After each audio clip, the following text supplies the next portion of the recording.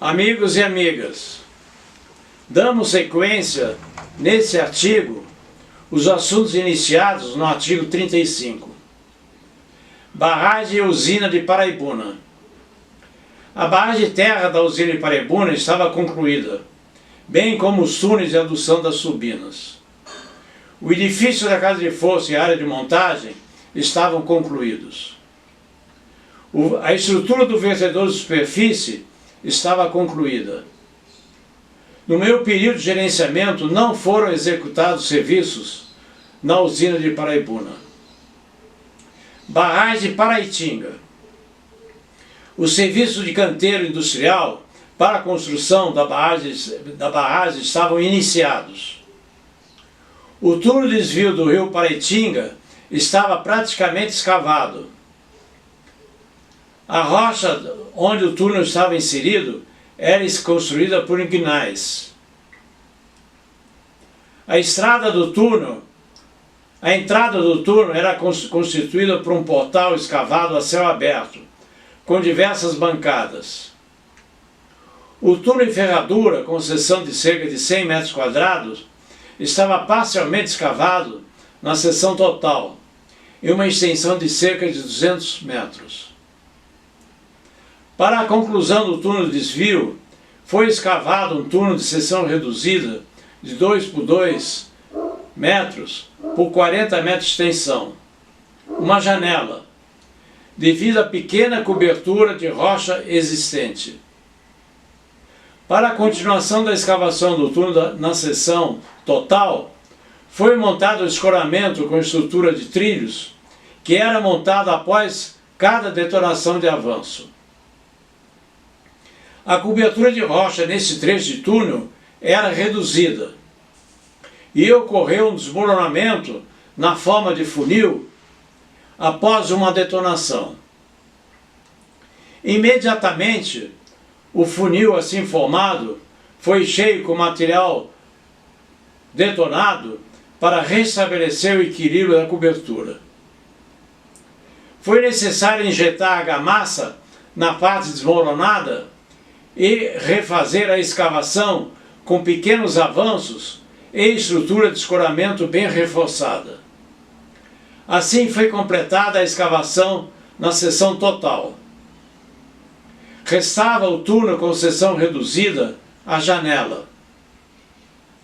No trecho final, foi aberto o desemboque, com escavação a céu aberto, e o restante da janela foi escavada com seções parcializadas, com pequenos alagamentos. Na barragem do Paraitinga foi desmatada toda a área ocupada pela fundação da barragem e parte das respectivas áreas de empréstimo. Foi escavada e preparada a área de fundação da barragem e as primeiras estradas de acesso às áreas de empréstimo. Os equipamentos utilizados foram retroescavadeiras e caminhões. Os equipamentos básicos usados na escavação da área de empréstimo, transporte e descarga no aterro da barragem foram tratores CAT D8 e motoscraper CAT 621 e 631. Na compactação das camadas de aterro foram usados tratores CAT D8, motoniveladoras CAT 12 e 14, irrigadeiras de 20 mil litros e compactadores pé de carneiro. Uma particularidade a ser mencionada aqui, no preparo da fundação da barragem do Paraitinga, foi o uso de bombas submersíveis para esgotamento das lagoas de captação de água do lençol freático e das lâmpadas HQI, que na época eram novidades oferecidas pelo mercado. Fazia também parte do contrato de construção das obras de regulação do Alto Paraíba a construção do túnel de adução a partir da barragem Paraitinga e uma casa de força no pé da Serra de Caraguatatuba, com capacidade total de 1000 megawatts. Esse projeto deixou de ser realizado devido a um decreto federal publicado naquela época que proibia a descarga de água doce da serra para o Oceano Atlântico. Durante o nosso período de gerenciamento e construção das obras de regularização do Alto Paraíba, ocorreram chuvas torrenciais na Serra das Araras, no Rio de Janeiro, e também na vertente oceânica da Serra de Caraguatatuba. Essas chuvas torrenciais inundaram a casa de força Nilo Peçanha, da Light, e prejudicaram o fornecimento de água e luz para a cidade do Rio de Janeiro, além de escorregamento do talude no local onde seria construída a futura casa de força de Caraguatatuba. Camargo Correia foi convocada para a desobstrução da usina de Nilo Peçanha e corrigir desmoronamentos ocorridos no túnel de abastecimento de água do Rio de Janeiro do sistema Guandu, na Serra dos Macacos, até os reservatórios da Gávea. Fomos convocados para gerenciar as obras de desobstrução do túnel da Serra dos Macacos com os recursos existentes na barragem do Jaguari. O órgão do governo do Rio de Janeiro responsável pela direção dos trabalhos de desobstrução era a SEDAG. O túnel dos Macacos inicia em Bangu, na extremidade leste do túnel do Guandu, e se estende até os reservatórios da Gávea, onde iniciam o sistema de distribuição de água da zona sul da cidade. Ocorreram desmoronamentos no teto, nas paredes, no piso, em diversos pontos desse túnel. Ele era em forma de ferradura, com seção da ordem de 2 metros por 2,5 metros de altura e extensão de cerca de 4 quilômetros. Para apoio a esse trabalho foi montado um canteiro em Bangu, com escritório, alojamento e refeitório. O trabalho foi de difícil execução, em função da pequena seção do túnel e apenas um acesso. Foram usadas máquinas de pequeno porte. O abastecimento de água da zona sul da cidade ficou prejudicado com essas obras.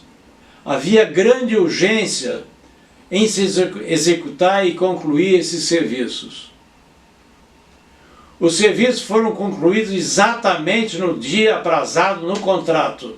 Foi uma obra de sucesso.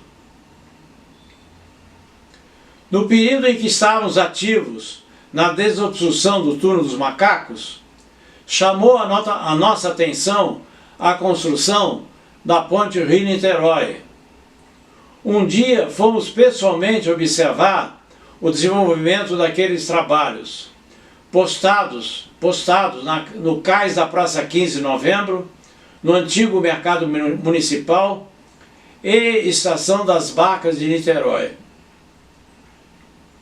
No dia seguinte soubemos que fora rompido o contrato entre o DNR e o consórcio construtor Rio-Niterói. O consórcio segundo colocado na concorrência, constituído pela Camargo Correia, Mendes Júnior, construtora Rabelo e construtora Sobrenco, foi imediatamente convocado para assinar contrato de construção e dar continuidade às obras. Fomos convocados para colaborar na continuação das obras da Ponte Niterói. Mudamos novamente o local de moradia da nossa família de São José dos Campos para o Rio de Janeiro. O gerenciamento das obras de regularização do Alto Paraíba passaram para a diretoria chefiada pelo engenheiro Werner Schmidt-Reder. Devemos citar alguns nomes que foram muito importantes no sucesso das obras sob nossa direção naquele período. Gerente coordenador em São Paulo, engenheiro Marcolino Batista de Barros. Chefe administrativo, Sr. Plínio Araújo. Chefe da área técnica, engenheiro Marcos Oliva. Engenheiro de manutenção do equipamento, engenheiro Silvio Padilha. Chefe de produção da inundação, engenheiro Silvio Hummel. Chefe de produção das obras de barragem do Paraitinga, engenheiro João Ramos. Encarregado de terraplanagem, senhor José Filardo. Encarregado de escavação, senhor Joaquim Guedes. No caso de ter ficado alguma dúvida nos serviços descritos acima, favor inquirir, que daremos explicação. Deixe o seu like.